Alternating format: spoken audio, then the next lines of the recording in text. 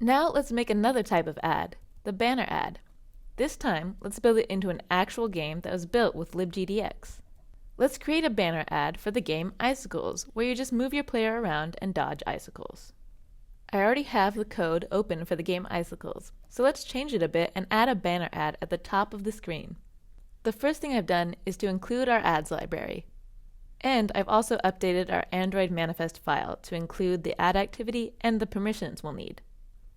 So now we can access all the ad objects we need and retrieve an ad to display from the internet. And now we're ready to start programming a banner ad. And we'll be doing all of our ad programming in our Android Launcher class, which contains our onCreate method. We'll be treating this class like a view that we can display ads in. And to create our initial view, we'll need to change our initialization code a little. Instead of just saying initialize, we're going to create a view with initialize for view. We're going to create a view called GameView and then pass in the new Icicles game and config like we did before. Great, then next we need to do what we did in our previous project, which is to register our app. This lets us receive ads, and I'll use the same sample key I did before. Next, let's create our banner ad. The first step, just like in our interstitial ad project, is to create a private class variable, but instead of an interstitial ad, this is going to be an ad layout. And I'll give it the name banner ad. An interstitial ad automatically took up the whole screen, but a banner ad only takes up a small part, and an ad layout object lets us decide the size and placement of our ad. Then I'll go back into our onCreate method and make a new banner ad, where I say this activity dot banner ad variable is equal to a new ad layout object. Next, we have to define where we want our ad to appear in our game view. To do this, we first have to define a relative layout. Our relative layout, which I've called layout, will include all the views and layouts that appear on our screen. So it's going to include our game view that we created here and our banner ad layout. To include these, we need to add them to our layout by saying layout.addView, then giving our view followed by the width and height we want them to occupy. First, to add our game view, I'm going to specify width and height that take up the whole screen.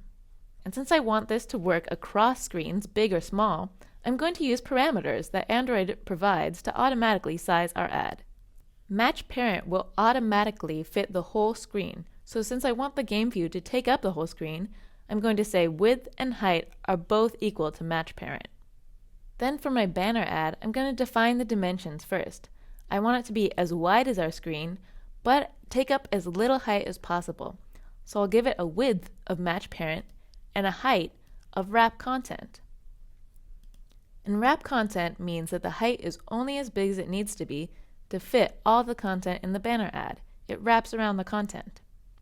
Then I can add our ad layout by saying layout.addView, our banner ad, and then the dimensions. And finally, after defining the placement of my ad and the views, I still want them to display on my screen. And I do this by saying set content view and passing in our relative layout. Then we need to do one more thing, which is load our ad. And this is the same as with an interstitial ad. We just say our variable banner ad dot load ad. But unlike our interstitial ad, a banner ad will load and show automatically once it's loaded. So we don't need a listener unless we want really specific behavior. And now we're done. Let's see what this looks like when we run our game. Using BlueStacks emulator again. And now you can see we get our Icicles game now with a banner ad right at the top of our screen. Great job! Now you know how to use the Amazon Mobile Ads API to make the two most common types of ads, banner ads and interstitial.